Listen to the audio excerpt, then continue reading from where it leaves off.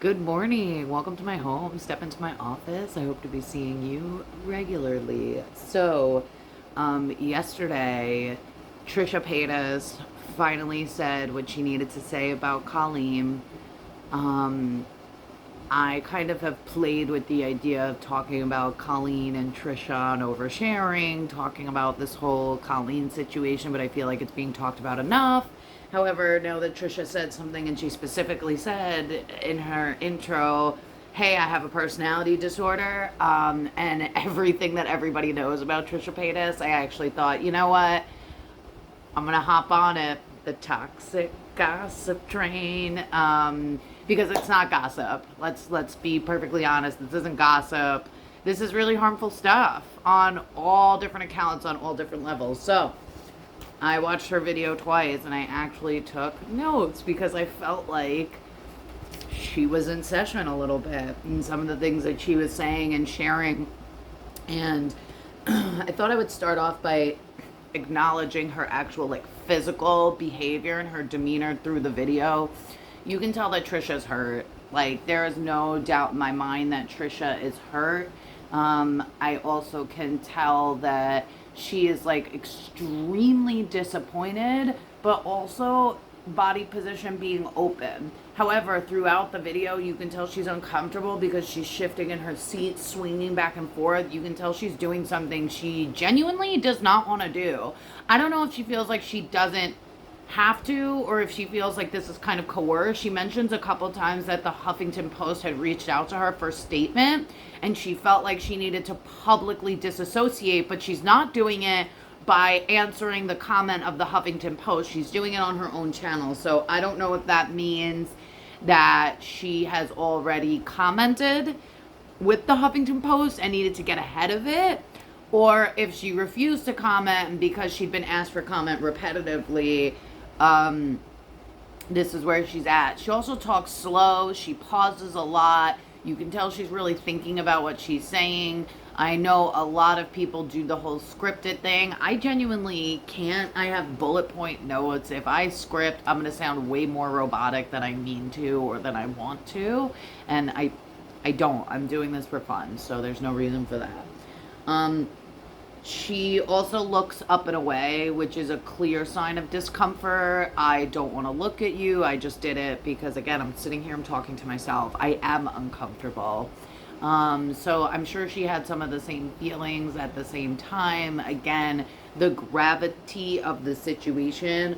I also don't believe that she would have commented had the screenshots not been released showing that Colleen actually did go forth and violate Trisha's paywall. And what I mean by that is Trisha is known to do pornography and sex work. I don't know if at the time it was just Trishy Land or the OnlyFans forum. However, Colleen would pay the paywall and then blast her nudes all over the place. So the images that I have seen are her sending these like spread eagle pictures to minors and saying, you look really beautiful here. Now, obviously, that's sarcasm. Colleen is also known for body checking and really liking thin. And Trisha is not a little girl. She is very, very well developed. She is very, very womanly. And I would say she's on the plus side, which, like, who cares? I used to be very overweight.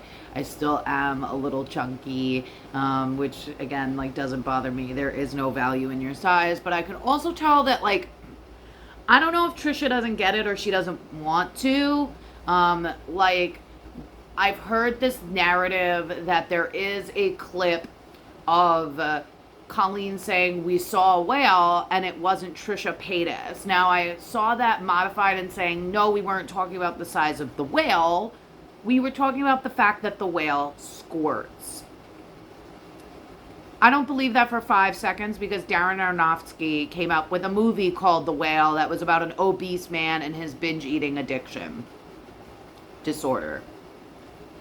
I think that was a fat shaming joke And feel free to disagree with me. I don't think it had anything to do with her sexually. I think that Colleen turned around and tried to save the day because, as also I've heard repeated over and over and over again, Trisha and Colleen at some point in time after Colleen gave birth did a mukbang together at Colleen's house at the time. Trisha actually got a sense that Colleen was being mean to her and may have given her the wrong address. If you think somebody's mean enough to give you the wrong address, why would you continue to do projects with them? Trisha says she likes dressing up in this specific apology, disassociation, acknowledgement that she's doing. She also admits that her and Colleen have kept in contact over the last couple weeks. And she would, throughout the time, like, ask her, did you do these things? And Colleen would deny. So it's time for me to teach you all about Darvo, which was really, really popularized when Trump was president, because it's a certain type of mechanism that narcissists use, where they deny, oh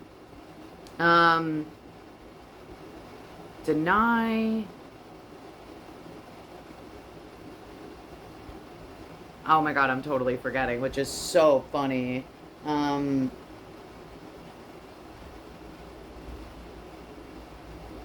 Deny.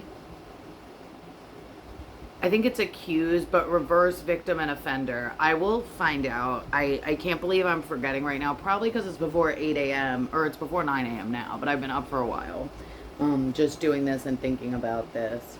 I think also this is like a really, really grown-up video for Trisha. Like, I don't want to like disacknowledge that either, that in the past when there's been drama and she's been offended or disrespected, she kind of explodes and like really talks shit. And this, again, I just feel for her because this is definitely coming from a place of pain. And I think that also another reason is like, at this point she felt disrespected and she couldn't not say anything because of the things that are coming out about how Colleen body shamed her, and again, this idea that she really doesn't get it. There's another comment that's shown that in this screenshot, she says again, like, you look beautiful in this, which is clearly sarcasm, and like, I can tell that Trisha doesn't really get that Colleen clearly doesn't find her to be an attractive woman, even though she is. She's cute in her own right.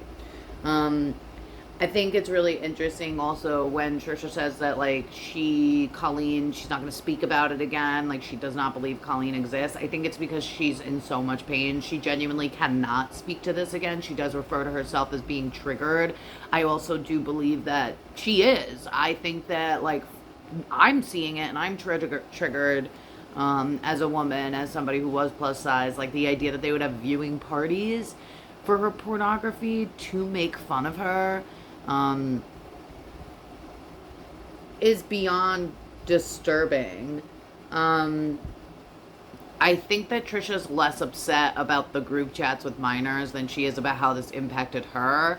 I think she is also upset about the fact that these nudes were, again, shared unsolicited with minors, where there's one exchange where, like, the kid is like, congratulations on being parents, and it's like, you look so beautiful of this, Trisha, spread eagle. Like, the fuck? I can't with that.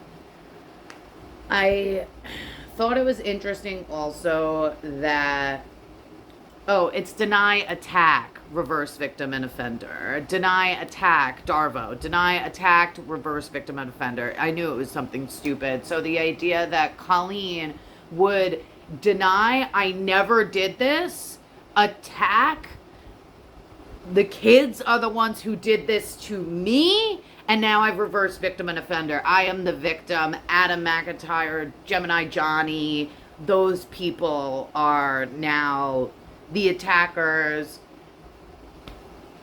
I am the victim. They are the offenders. So I'm going to attack their character. I'm going to deny that this happened.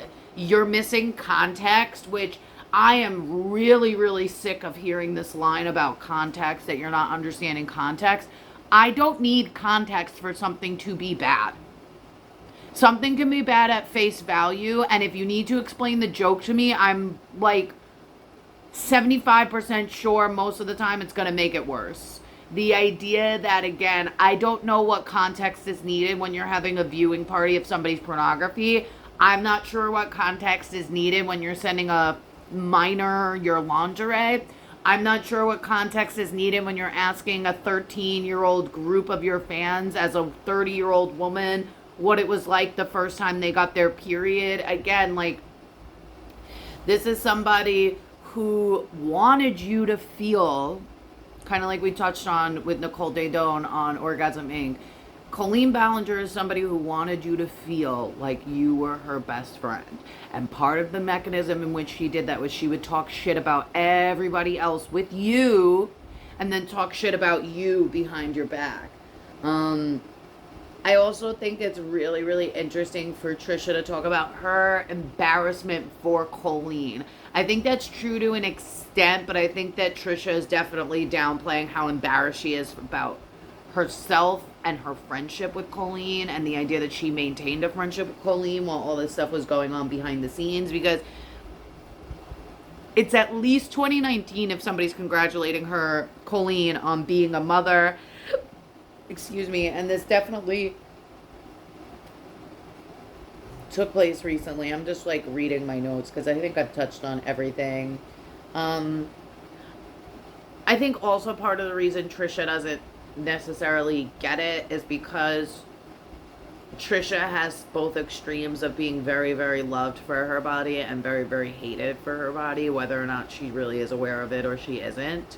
Or, like, again, denial, right? So she does have a personality disorder. I'm pretty sure it's borderline personality because I did listen to a little bit of Oversharing, where she admits that she has been diagnosed with borderline personality disorder. She also has a history, I think, of being diagnosed with bipolar, but I think it was just, like, touched upon, not really, like, through her life. Borderline personality disorder is known for emotional dysregulation, really intense relationships, really intense hypersexuality. So the idea that she would also feel like she genuinely loved Colleen and Colleen betrayed her, again, really, really makes a lot of sense to me. I do think that she was triggered, again, like, beyond belief. I think that any joke that was made in this, it wasn't funny. Again, I see, honestly, a lot of these key players as very, very lonely people, and I feel like that is a huge part of the equation that is being missed. I think Trisha, in her own right, is very lonely and wants attention and love and admiration. I think that Colleen is very lonely and is looking for love, attention, and admiration. I think that Adam is very lonely in his own right and is looking for validation. I don't think that he is doing any of this for attention, because he did this in 2020 when he felt like he had to. And then he's come forth and done it again, but only because other people outed him. And I genuinely do believe that. I genuinely do believe in his trauma. I also believe in Johnny's trauma, and I believe in Becky's trauma. I don't believe that this was just a fart joke, and I'm really sad that that's also being downplayed, because again, like, you bring a child up on stage who's really excited to participate, and then you publicly shame and humiliate them, and at first they take it in the form of subjugation. I don't want anybody to think like, I'm not going to be funny, I'm not going to get the joke. But then you realize you've become very insecure about your body. You realize you're really upset about the possibility, like, if your shoe farts, like, oh my god, I hope nobody thinks that's me. Like, you don't realize the levels of trauma that exist. I think that's really it for this. I think, again, like, it's really intense that unfortunately, like, the worst thing you can be as a woman is fat. And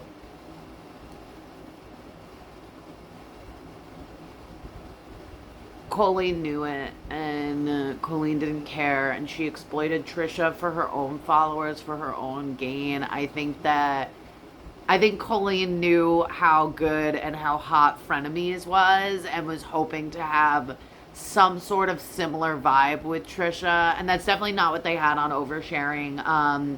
again, the reason I'm considering it is the dynamic between Colleen and Trisha, and the idea that Colleen doesn't really let Trisha get a word in edgewise, and when she does, it's like basically giving Trisha a chance to say like, well, you know, I've always wanted to do this, and Colleen basically saying like, oh, I've done it in this capacity, which again, like, disturbing and disgusting.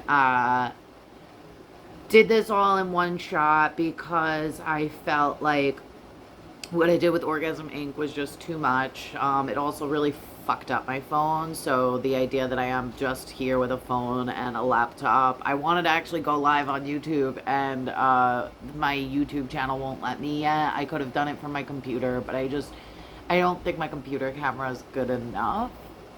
And I prefer to do things from my phone. I have an Android, so like it basically is a tiny computer, more so than iPhones, but don't tell Apple I said that. Yeah, I'll take my green message all day. You can hate me for that. Hate me for having green messages, which is very silly on you, by the way. Very childish thing to get upset about. But,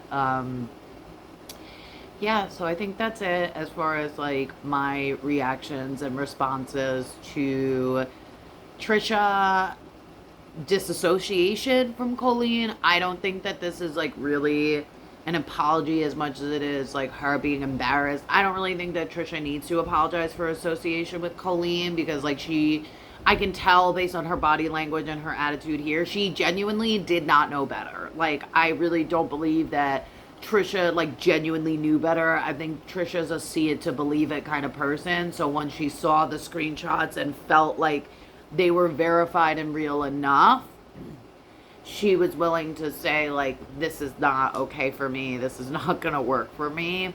Where again, like, Colleen pulled out her ukulele and decided to sing. Interestingly enough, for those of you who don't know, on Colleen's Netflix special, she does pull out a ukulele to talk about hate. So this is something she's done before. This isn't something she did new to this situation. It was something she had done before and like had made part of her show. So I can't imagine she's not going to do this on stage come the fall. I also think it's really, really interesting, just like going back to like Colleen's behavior, that she's basically been turned into a meme at this point. And she's, again, not saying anything. I think that she is in absolute denial. Like, we are all crazy and sensitive. She didn't really do anything wrong. I'm hopeful that this does turn into something legal, because she exploited children, she shared pornography, she endangered them. I don't want anybody to go to jail ever, but I do want people to be like held accountable for their actions. Jail is not rehab. Like, jail is just a place where you go to sit in time out. So I never want people to go and do that, because I think that change can happen through education and information. I do agree with Trisha, and part of the reason I made this video is because of the concept that like we need to keep talking about this. We need to keep talking about parasocial relationships and how dangerous they are. We need to keep talking about like why what Colleen did was wrong. We need to keep talking about why her stand-up and her videos are not for children. And the more that we talk about this stuff, the more that she can learn why she is harmful, because people won't stop doing damage unless they know that they are harmful. And if she doesn't care, then the rest of us know that she is a malignant narcissist and doesn't give a fuck about you, doesn't give a fuck about your children, will sell you guys out for a corn chip, make sure you're humiliated in years of therapy, and say it's your fault because you are sensitive. So I've been talking for 19 minutes straight, and I think that's more than enough for me. Since Trisha's video is 21 minutes, so I'll definitely cut it off here. I love you wherever you are, and whatever time you're watching this. I hope that you have a great rest of your day, and I hope to see you again for our next session. Again, love you. Bye.